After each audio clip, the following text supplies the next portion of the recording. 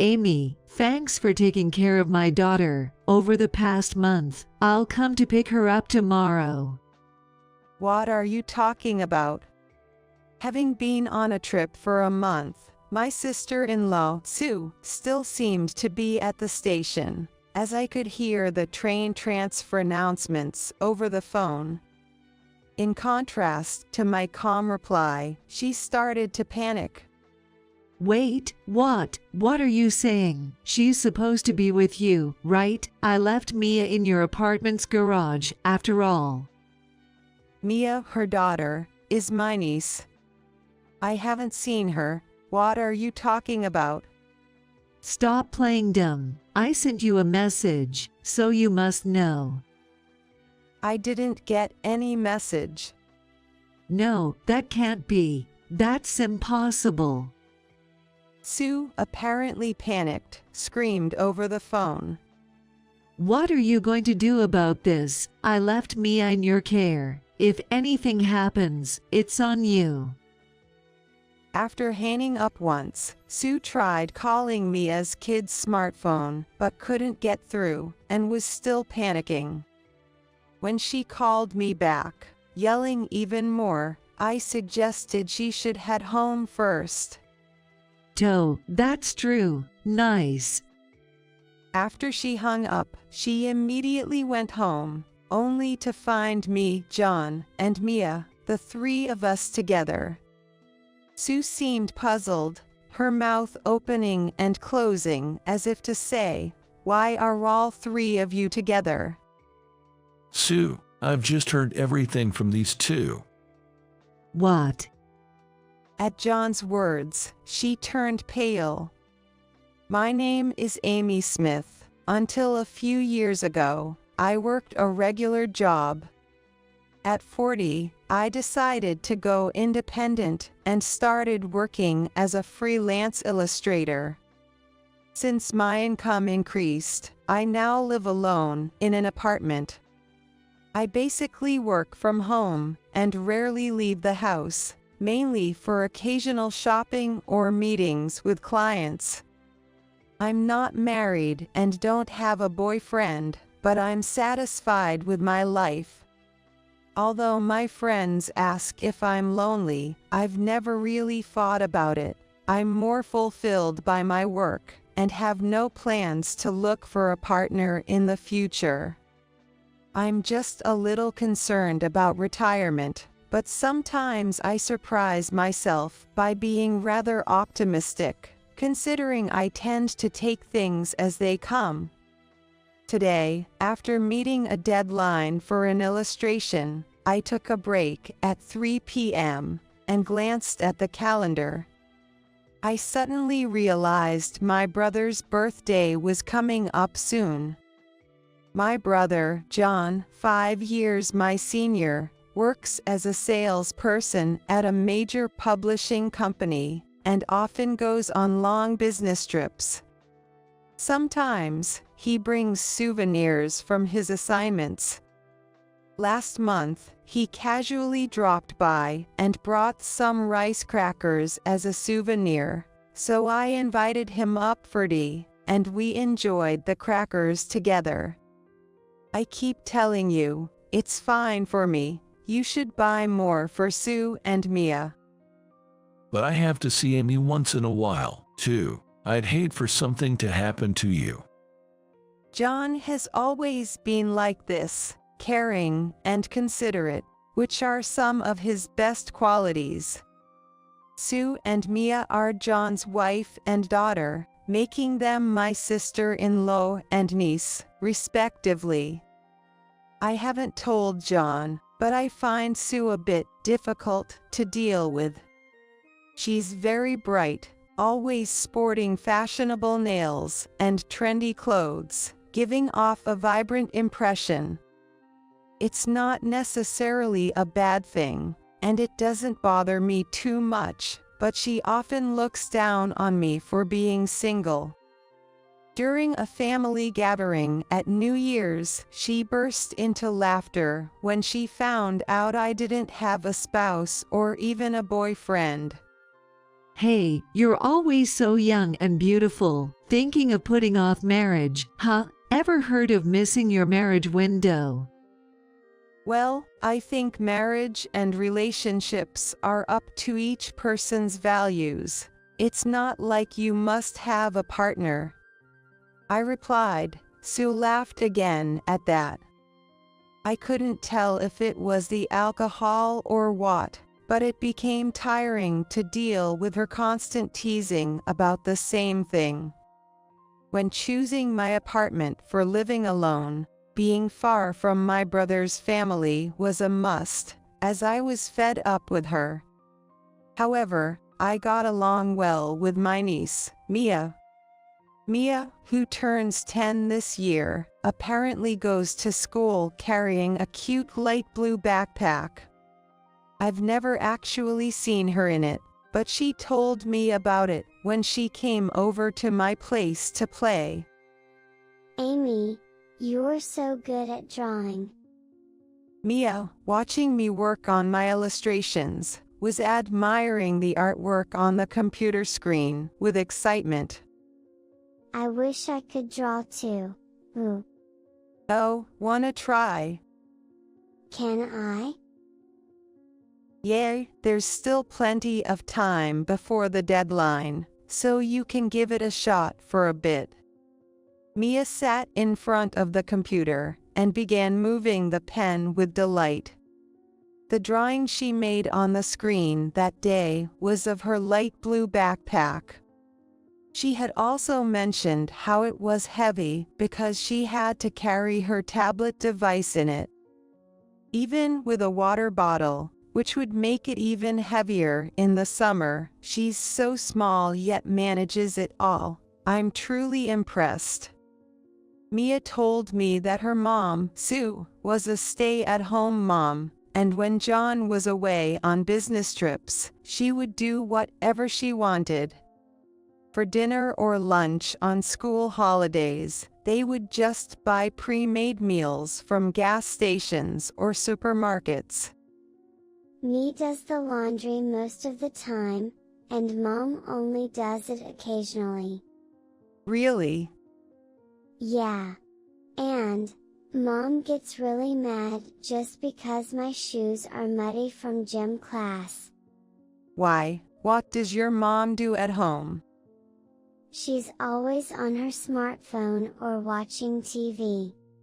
Mia would stay in her room or go out to the park or library to avoid upsetting her mom. That makes me wonder about her parenting, but I wasn't sure if it was my place to say anything. There was another time when the family got together, and I saw Sue scolding Mia harshly for something minor, like spilling tea, which could easily be wiped up with a cloth. I thought it wasn't something to get so angry about. Mom is scary. She gets mad no matter what I say. I can't say anything. As she left that day after drawing the light blue backpack, her offhand remark lingered in my mind like a splinter, refusing to fade away. I remembered that she was left with me because Sue was going on a day trip with some mom friends over a weekend with nice weather. I never imagined that a similar message would arrive on my smartphone just a few days later. It was around the time when the foliage in the nearby park had fully turned red, and the chilly weather started to make us crave the warmth of the sun.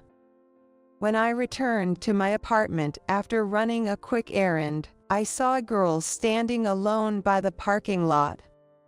Seeing her with the light blue backpack on, her face half hidden by a mask but still somehow familiar, took me aback. Mia. When I called out to her, her anxious eyes looked back at me. It was indeed Mia. What are you doing here alone, and what's with the luggage? Next to her was a small suitcase, making it seem as if she had run away from home. My mom said to go to Amy's house. Seeing the question marks over my head, Mia pointed at my bag, implying something about my phone. Could there be a message on my smartphone? I hurriedly pulled out my smartphone from my bag, and there was indeed a message from Sue, sent just a while ago. Amy, sorry for this sudden notice. I'm going on a trip with a friend for a month starting today. Please take care of my daughter. As I finished reading, an unintelligible exclamation escaped my lips, but I quickly closed my mouth. Of course, I was confused, but so was Mia, so I decided to bring her into my apartment first. Once inside and her mask removed, her cheeks were as red as apples, and her hands were very cold. I made her some hot cocoa to warm up and offered her some snacks at my home while listening to her story. Mia had been drawing in her notebook until just before. According to her, Sue barged into her room without knocking, handed her a suitcase, and said, Mia, you're going to Amy's house now. Get ready. Mom won't be home for a month, so make sure you bring your backpack with you. Okay, got it. Yeah. And so, Mia packed her notebook, pencil case, textbooks, and tablet into her backpack and hurriedly got ready. Meanwhile, Sue was on the phone, seemingly very excited. Really? That's awesome. Hey, are you already drinking? That's too early. Sue's voice apparently echoed through the house with high spirits. From downstairs, Mia heard a laughter that was different from her mother's usual one, and she ended up covering her ears. After the phone call ended, Sue's usual voice returned, and then Mia was driven to that place and left behind with the luggage. When Mia got out of the car, she was told, "Stay here and be a good girl for Amy for a month," and she waited for me under the cold sky. Despite the sunshine, it was quite a chilly season. I couldn't help but feel angry when I thought about what Sue would do if Mia caught a cold. Wait, does Dad know about this? I don't think so. Mom doesn't really keep in touch with him much. While munching on chocolate cookies, she said, "It was cute how cookie crumbs were stuck on her cheek." Feeling it was wrong not to inform my brother John about the situation, I decided to call him later. Hey, Amy. I don't want to be with Mom anymore. Suddenly, Mia said this while staring at the rim of her juice glass. The girl who had been happily eating cookies just moments ago now had a troubled expression, uncharacteristic for a 10-year-old girl. Why? Because Mom gets angry easily, throws trash cans, and I hate it. Throw trash cans. We haven't done anything wrong, but she keeps telling me to get away or get lost and throwing them at me. Even if I tell the school teacher, they won't believe me. I'm so done with this. Tears started rolling down her cheeks, big and heavy. It must have been very hard for her, as she cried uncontrollably for a while, and I just waited, patting her back and offering tissues until she calmed down. Clearly, the situation was not normal. Convinced of this, I decided to call John to see if he could come back and help. Stepping away for a moment, I brainstormed how to explain the situation to him, away from Mia's sight. Then, an idea came to me. All right, this could work. I murmured softly and made a phone call to John. Wait, Mia. Yeah. What happened? As I explained the situation, John seemed quite shaken. His voice was trembling slightly. At first, he tried to joke about it, saying things like "what a joke" or "not funny," but it seemed like he believed what I was saying was true, and in the end, he listened to me seriously. When I shared my plan with him, John agreed and promised to adjust his work and vacation to help out. "All right, thanks. Count on me to look after Mia." I hung up, then proceeded to delete the message from Sue on my smartphone. Glancing towards the living room, wondering if Mia had calmed down, I tiptoed back. Tonight, I decided to splurge a little and treat her to something delicious.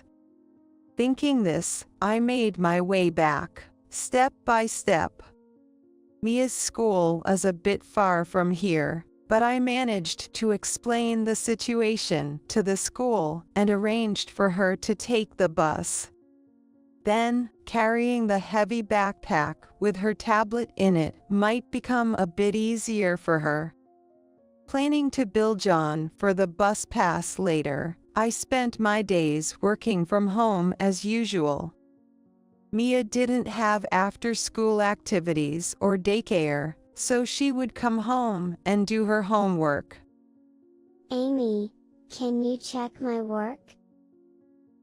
I was surprised. I thought that was a teacher's job, but according to Mia, it was different.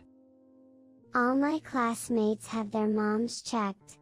Me always did it myself. Realizing how self-centered Sue had been, I picked up a red pen. After checking her homework, it was time to start preparing dinner. When I stood in the kitchen, Mia followed and pleaded with her eyes, "I want to help.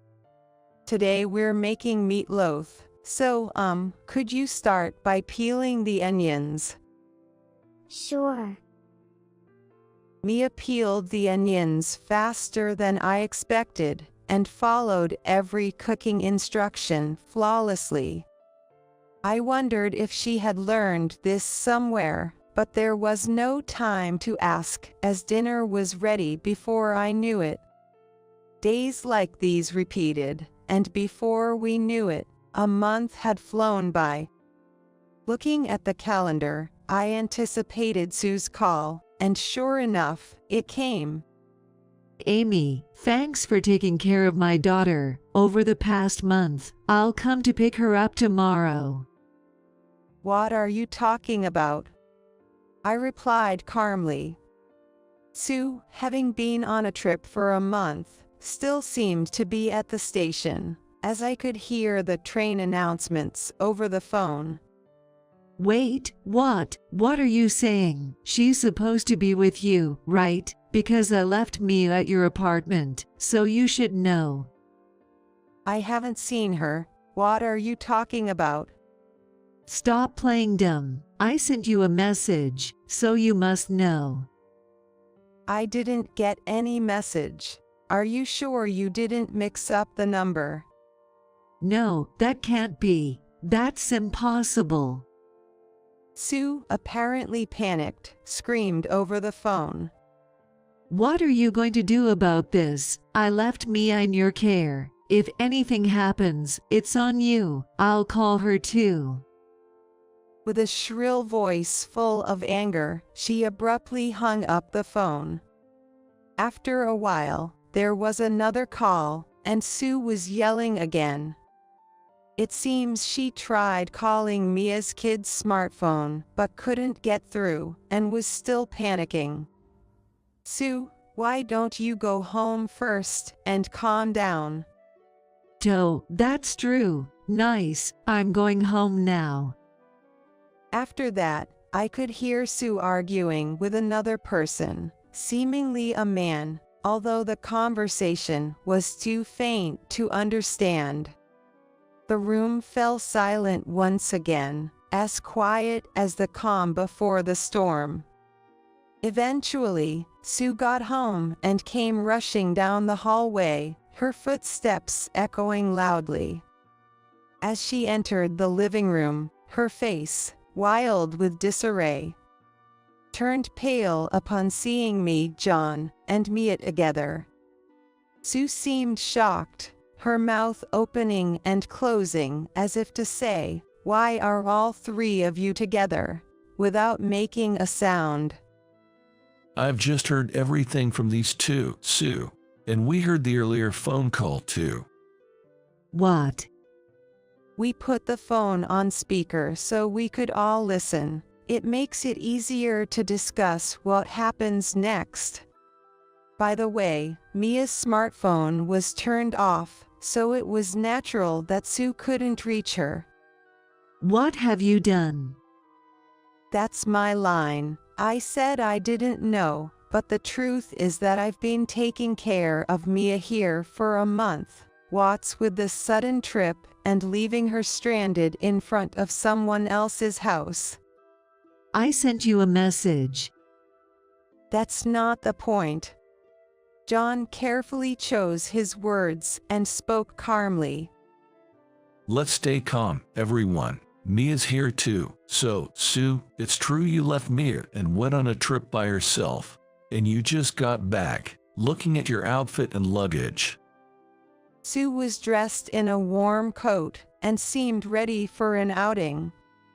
Her suitcase bulged, presumably with souvenirs and new clothes. She didn't deny it, but started making excuses. I did go on a trip. I needed a break from being a housewife. The daily routine of laundry and cooking. It's all so repetitive and stressful. Going out with friends should be allowed. Is that friend the person in these emails? I presented several sheets of paper. They contained email exchanges with what seemed to be Sue's affair partner, discussing travel plans. The emails weren't just recent, they dated back till last spring, including the day I watched Mia for a day, when she went flower viewing with this person.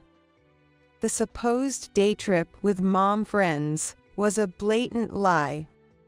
Sue covered her mouth, as if admitting guilt. Actually, a few hours before Sue arrived, I had searched her computer at Mia's request and found these emails as evidence. Mia had noticed her mom frequently on her smartphone, messaging someone she suspected wasn't her dad. Her suspicions turned into certainty when she saw a message from an unknown man on the phone of her mom, who was asleep in the living room at the time. Also, the voice of the person her mom was talking to on the phone was occasionally audible for Mia, but it wasn't her dad's voice. Mia had told me 6 months ago that she thought her mom was having an affair.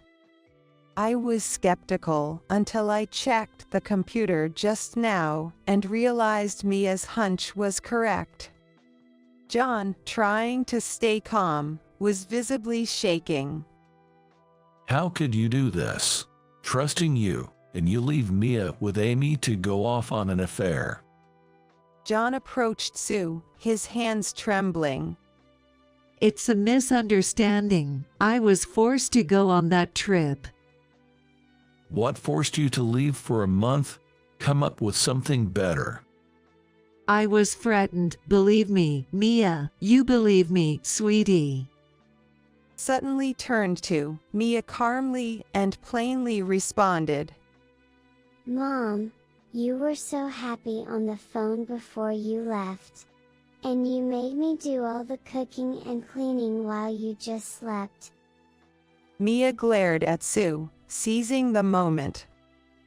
And you told me not to stay up late but went out in the middle of the night and came back in the morning to sleep on the floor. You were always contradicting yourself. Hearing this, John pressed on. Going out in the middle of the night means you were out partying. No, that's not it, Mia. Be quiet. I quickly showed John the photos on my smartphone. The photo captured Sue's back as she left the house late at night, dressed flamboyantly. This was taken a few months ago when Mia contacted me, and I happened to be nearby. I was shocked too. Where were you going at that time, Sue? No, my. Cornered by the photo, she seemed to give up and slumped to the ground. I can't believe this. I can't leave Mia with you anymore. Let's get a divorce. I'll be asking for alimony, too. From now on, you can do as you please with that man. John said this with a heavy heart, and then turned his back on Sue. A divorce? You're kidding, right? Don't you think it's sad for Mia to not have her mother? What about you, Mia? Help me out here. No. Absolutely not. Amy is more like a mom to me. I felt incredibly embarrassed for her, as an adult, to be pleading with her own child like that. Mia brushed off Sue like that. During the time Mia stayed with me, I made sure to spend as much time with her as possible, talking about school, hobbies, and her dreams for the future. Of course, cooking together was one of those activities. Don't worry, Sue, I'll make sure Mia is happy, I said with a smile, and Sue just slumped further, saying nothing more. Half a year later, the divorce between her and John went through, and custody was granted to John. Sue was taken back to her hometown by her parents. The man she had an affair with, whom she met online, disappeared as soon as he found out about the divorce, ending their communication. It was already too late when Sue realized she had been played. She was left with a hefty sum of alimony and child support payments, which she couldn't afford with her savings alone, relying on her parents to cover more than half. After that, her parents kept a close watch on her, and she wasn't allowed to go out late at night anymore. Furthermore, the gossip about her not taking her daughter with her after the divorce spread in her hometown, making her reluctant to leave her house. Still, she'll have to return to the workforce eventually, but what happens next is unknown to me, John, or Mia. John and Mia decided to rent out their house and moved to a different floor in the same apartment building I live in. John plans to use the rental income to pay off the loan and save for Mia. I began visiting them almost daily. John, regretting not being there for Mia and focusing too much on work, decided to change jobs. Transitioning to a new career in your 40s can be quite challenging, but he originally had excellent sales performance and strong communication skills, to the extent that he could have held some position of authority. Therefore, his job search didn't drag on for too long. It took about 6 months, during which he received job offers from 2 or 3 companies, and eventually started working for one of them. I was surprised to learn of his capabilities, that's for sure. It seems that he preferred field sales during his time at the previous company, and had been gently declining any discussions about promotions.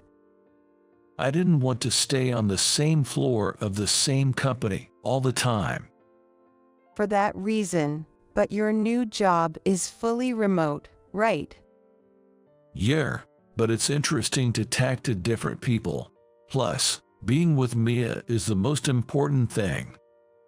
Mia is still attending school, with her light blue backpack on her back, Moving meant she had to change schools, which was sad for her, but she seemed to quickly adapt and enjoy her new school life. Mia, have you gotten used to your new school yet? While we were making dinner together, I asked Mia, and she giggled. Yeah. I made a friend in the class next door. Already, that was quick. Mia nodded shyly. Yeah. We're going to make meatloaf at her house next time. That sounds fun. Yeah. Seeing her smile so brightly made me smile too. Her dream is to open a Western-style restaurant one day. Considering she's only 10, it's impressive she has such a solid dream. She told me why. My friend, like me, doesn't have a mom who cooks for her, so she makes her own meals.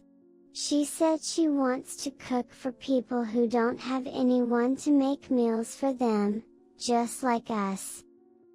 I see. I think it would be nice if I could do that too.